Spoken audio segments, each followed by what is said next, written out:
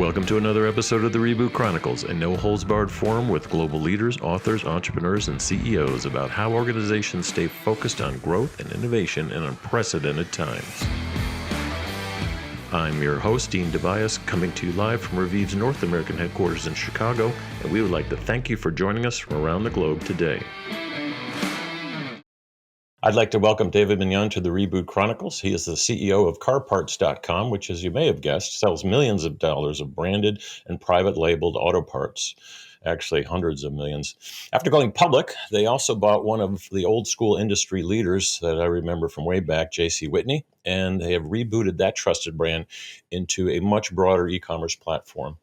Now, with a portfolio of brands, the company continues to grow in what I think is over a $300 billion market. That's a nice size market to have, with about 1,500 employees who delivered over $660 million in revenue last year.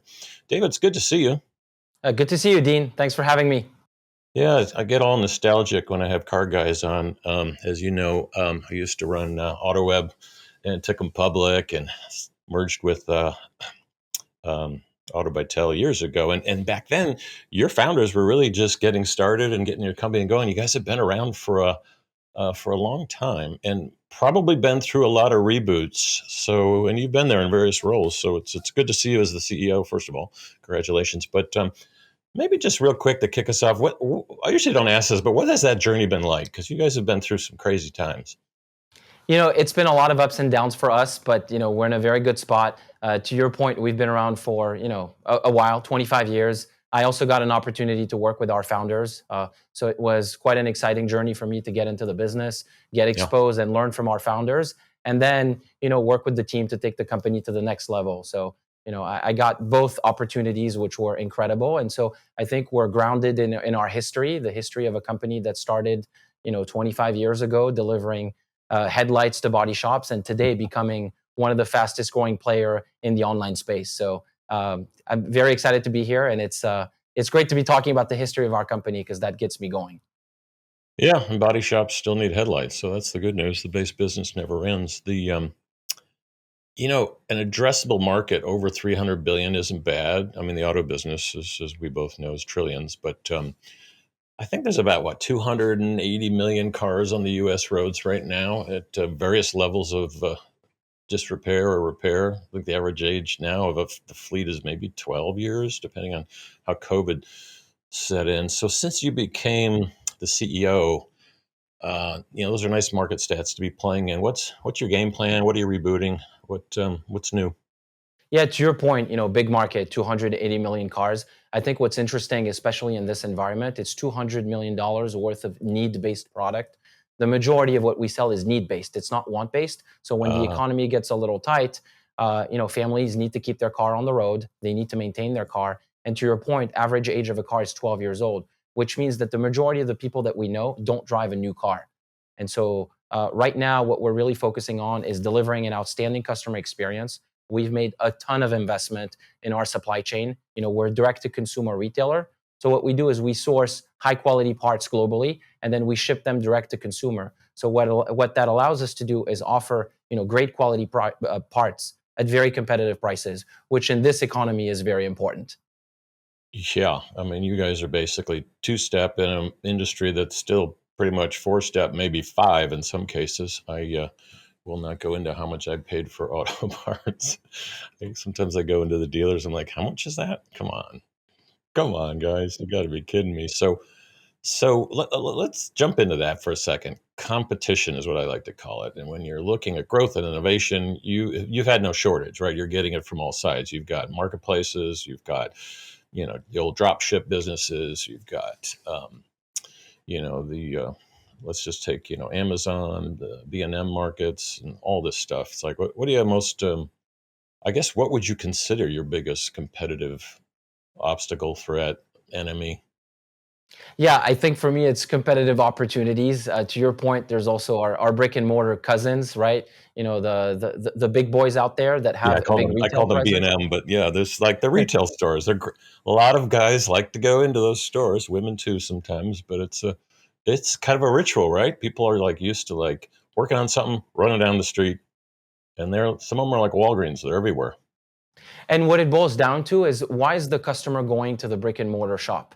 What they need is, they have a problem and they're looking for a solution. And actually what we've tried to do is analyze that customer experience of someone Yep. walking into a brick and mortar retail store, which is, I drive this car, year, make, model, and I need this. And then the counterman or counterwoman goes into the computer, types in and says, this is the part that you need. This is the solution to your problem. And so what we've tried to do on our website is replicate that, where we ask you year, make, model, what's the part name, or what's the problem that you're trying to solve, and we offer you a solution. It's just cheaper, but it's the same concept. Yeah, we'll jump into that in a second, predictive versus prescriptive analytics and all that techie stuff. But let's back up again to the consumer experience, like you said. So you've got, when you look at your business, you're a public company, so you disclose a lot, which is great. You got the DIY group, right? People like us that probably shouldn't be doing it, but we do. And then the do it for me people, DIFM or whatever it is. It's how does that break out in your business? Obviously GYI is still growing. I know that. But what's the breakdown? For us, so do it yourself is your typical customer that goes on our website, finds a video on YouTube, buys a high quality part, and is comfortable doing the job themselves. The do it Yeah. for me is, you need a friend or a mechanic to help you do that repair. For us, about 80% is do it yourself. I think people underestimate how easy it can be to fix a part, whether it's a headlight or a bumper or brake pads. I'm not that handy myself, but I I can tell always you that underestimate that. Always. 2 having hours in, said I'm like, oh man, why did I do this? having said that, there is the nostalgia of working on your car. There is kind of that, working on the weekend, and a lot of our customers, they like to set time aside on weekends, Saturdays and Yeah. Sundays, and work on their car. Usually the majority of the jobs can be completed in a couple of hours if you have basic tools and the instructions. Now, some jobs and some part names and categories require a lot more hands-on and mechanic expertise. But for our customers, and we have multiple segments. The segment that works for us, I know when I walk out of this little place here, when I talk to our car guys, like they're all DIY, like every Saturday, every Sunday, they work on their cars. But you also have, the soccer mom or the nurse that's trying to save a little bit of money in a difficult environment, that will buy a headlight, go on YouTube, and do it in 15 minutes. Remove the headlight. There's a simple tool, and then just attach something. So, fitment is very important. Our parts, 99% of the time they fit. But I think there is, the beauty of our business is like the supply chain and the data and the customer experience that goes behind it, that allows us to service, your do-it-yourself customer that goes on YouTube, or someone that's a little more sophisticated, that is more closer to a mechanic. All right, so I get the brick and mortar guys, competition wise. What about the online marketplaces? A lot of people buy their stuff on Amazon, not just for cars, but for everything from ATVs to golf carts to motorcycles to boats, all that stuff. Yeah. Yeah, and that's the beauty about how our business is set up. It's more set up as an omni-channel retailer that's built on top of our supply chain. So, we sell on those marketplaces, on eBay, we sell on Amazon, we sell Yep. on Walmart. So if you go to eBay today and you buy an auto part, chances are you're going to buy it from us as well. Nice. That's smart. And when you look at, you just described an old school scenario. You go into the brick and mortar, you tell them something, he keys it in. It used to be they were smoking a cigarette. That's not happening anymore. But anyway, and they tell you things, right? Let's kind of move into, what about more predictive and prescriptive analytics, where you guys are actually, kind of knowing more and more about the customer, and telling them things maybe before it happens. But let's just stick with, hey, I'm trying to solve a problem here. How do you see that changing over the next couple of years, and making it easier for people to either self-diagnose or just get something that they maybe thought or didn't think they needed yet? So there's a couple of components. Actually, you bring up a good point, which is the secret sauce. The secret sauce is the catalog. And if you Yeah. look at our business, and the catalog is what part fits what vehicle, what year, make, model, submodel. And so today we have over 100 people. We spent, more than 4 million man hours to build that catalog. What part fits what vehicle? And so having that accurate data is critical. And then the second point is, what are some of the external data points that you can tack onto that catalog to build that predictive analytics? For example, if you have a VIN number, you can and mileage, you can start guessing what are the next steps for maintenance, for oil change, filters, what's the likelihood of a certain part name failing after a certain number of years. So if we have a VIN number, an age, and mileage, there's a lot of things that we can do and start giving information to that customer. The other thing that we're trying to do is starting to tack onto what we're doing, which is selling parts. Originally, it's just a parts company. And now, how do we become a destination for that customer and give them information, even if it doesn't have to be monetized? For example, recall information. If our customer has a pending recall, we want to be there and start communicating to them, hey, there's a pending recall. We can help you connect to the dealer. So there's a lot of things that we're trying to do that are based on the data. And we've made a ton of investments around data science and data engineering to start being there for the customer. Historically, it was all about fitment. Now there's plenty of opportunities.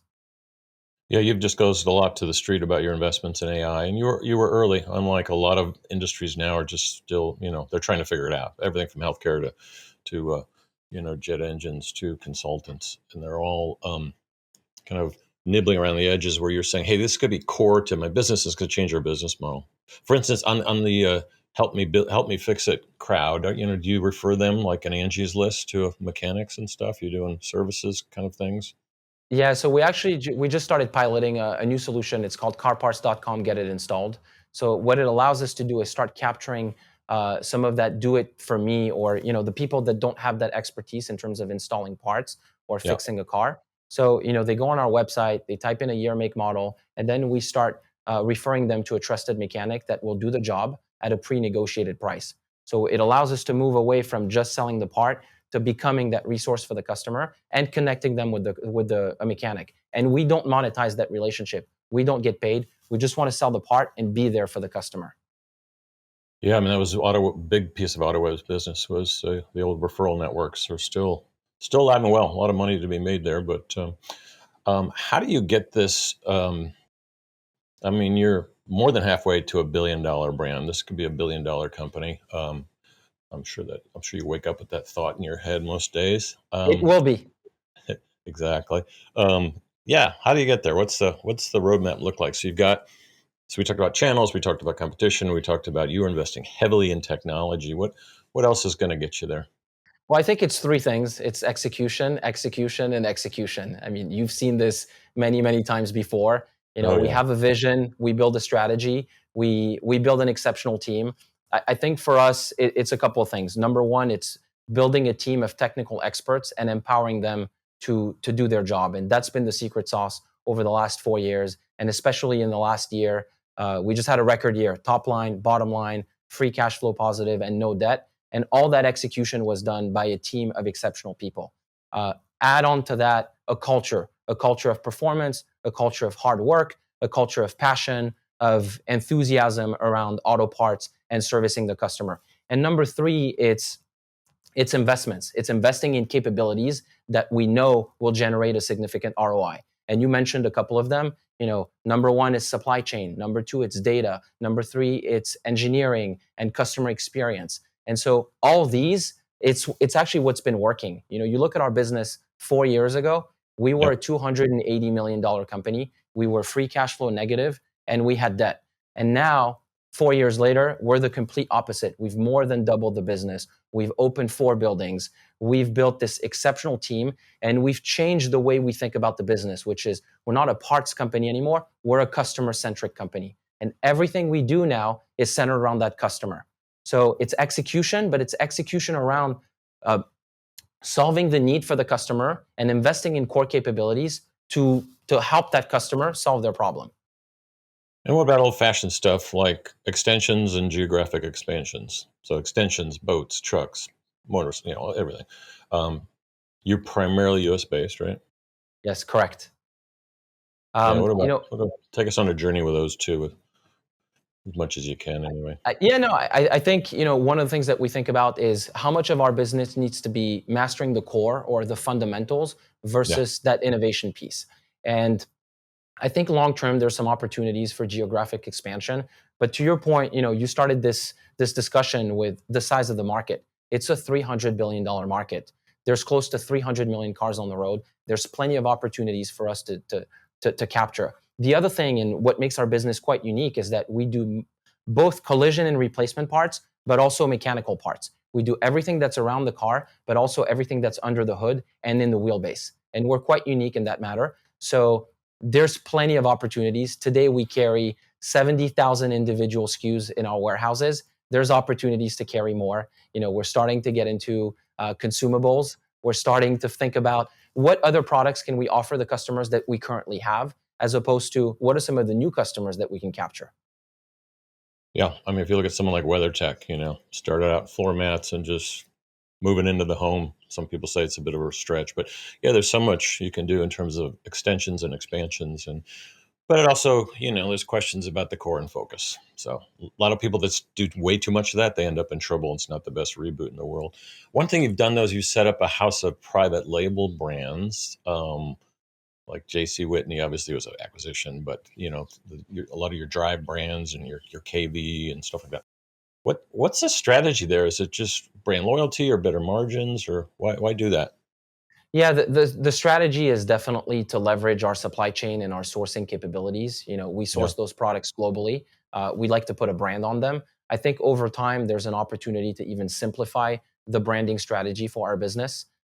Historically we've had a lot of brands. Some might say too many brands. I think yeah, long term we have a couple of trademarks that are extremely valuable.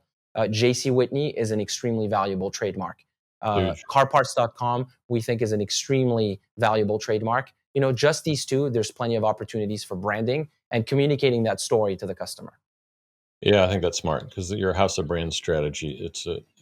I'm not sure people are as riveted to it, but But in the end, it's like any good retailer. You want kind of a mixture. You need the big brand part guys with you as well. And they're typically the ones making it. So you're just essentially putting your own brand on some of these products. Yeah, so we have our own kind of contract manufacturing capabilities, but we also Yeah, offer a portfolio of national premium brands. Ultimately, some of our customers are more budget conscious and want a brand, like a Coolview or a CarParts.com. Now, the other thing too is some customers are very loyal to a certain brand, like a Moog or a Monroe or a Power Stop. And what we want to do is make sure that we offer the customer the choice. And if they want a national brand, we carry that. And if we want, if they want a private brand, then we carry that as well. Ultimately, that's where being customer centric comes into play. What does the customer need, and how do we fulfill that need? I'm having flashbacks to the Tommy Boy movie. But I digress. So I'm just writing an article for Forbes about EVs and Seat, which is a company out of Spain. So I really haven't looked into what are the ramifications on the auto parts side of things, but there's clearly a set of products that are the same, very similar things to keep something mechanically running on the road, and then a whole new suite of products and services that let's just stick with products for you guys that people are going to need access to. Do you see being a leader in that space, or things like batteries, or pricey, take up a lot of room, hard to ship, versus tons of both EV and regular cars, just massive amounts of electronic tech products, quite frankly. It's almost like you're a tech distributor at some point, like a VAR, but it's a little bit of a stretch. Yeah. So tell us a little bit about what you're thinking, getting electric versus gas powered, and where you think your business is going there. I think EVs are a big opportunity, of course. I think we were one of the first online retailers to actually kind of jump on the EV train. We launched a destination called carparts.com/EV to start selling parts and tools that people can use when they drive hybrids or EVs. I think one of the misconception, and I think you brought it up, is that the majority of the parts are still the same, right? If you're driving a Prius or a Tesla, you Okay. still Yeah. need lights, mirrors, bumpers, brakes, and suspension. So all of that is the same. The overlap is about 90%. Now, of course, at first, we're going to focus on what we do best, which is our core products and our core offering. Now, long term, are there opportunities to expand that assortment to parts that are specific to EVs and hybrids? Absolutely. To the extent they require sourcing, supply chain, catalog, and data, we're it. So that's how to think about the business. And when you look at the other investments you've made, back to technology, that was kind of the rant I was going on. Tell us about AI and how it is going to, when I come to your site a couple years from now, how's it going to transform this business, or as we like to say, reboot the category, quite frankly? Yeah, no, listen, AI is definitely changing the game. And, everyone was very excited around here when we got access to ChatGPT, and we're starting to use it in many areas of the business. It's still very early for sure, but I'll tell you, on the marketing side, we're starting to use it. On the catalog side, we're starting to use it. And on the inventory planning side, we're starting to use it. I think it's transforming certain tasks and it's making it more effective. A lot of times for what we use sophisticated algorithms, whether it's for freight management or labor planning or inventory forecasting. We already use a sophisticated algorithms. To the extent you can make those algorithms more powerful, self-learning, start lumping in natural language processing, it makes it very, very attractive for a company like us. And on the consumer facing side, do you see a lot of change? I get the back end stuff. You guys have, I mean, you're one of the few businesses that it's pretty cut and dry. It's a detailed catalog indexing of everything that you could ever want. Actually, I thought your SKU count was small. I thought it would be millions, but the yeah, just on the consumer facing side, what how do you think it'll feel for customer? Like just talking into his computer and stuff coming back. Right now, the state of it is you get a lot of bad recommendations. Yeah, I mean, we're making a lot of investments into search. So if you think about that experience of going to a brick and mortar and Yeah. describing your problem and communicating what you're trying to solve, like if you can solve for search, that's a huge opportunity. So taking in the input from the customer, however they describe it, clunky noise, Honda Accord, right? How do you convert that into a fully baked out solution and with a trusted mechanic, and then start tacking on like the financing? Like think about that complete solution of a customer describing a solution, potentially with voice, and then Yeah. translating that with a turnkey solution. That's exactly where I was going. People walk in and they say, "Oh, it's making this, I won't make an elephant noise, but it sounds like an elephant," and the guy knows because he used to have the Honda Accord or whatever. He's like, "Yeah, we know what that is." Now Um, think about maybe sound recognition where you put your phone next to the noise and the AI exactly. would recognize what that problem is. So these are the things that we're starting to think about. Now obviously it's years away, but if you start putting the customer at the center of everything, like the customer has a problem, sometimes they know how to describe it and sometimes they don't. But we still want them to come to us for the solution. Yeah.